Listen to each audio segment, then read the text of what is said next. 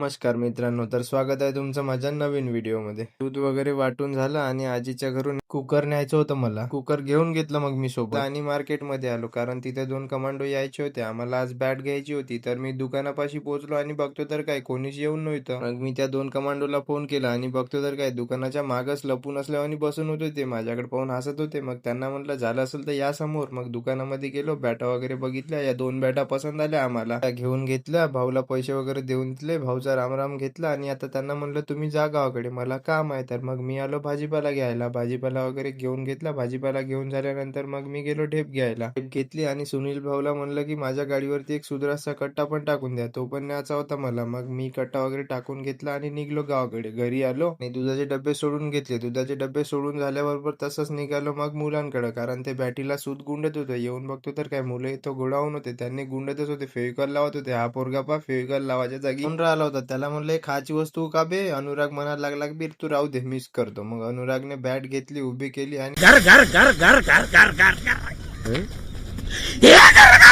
घर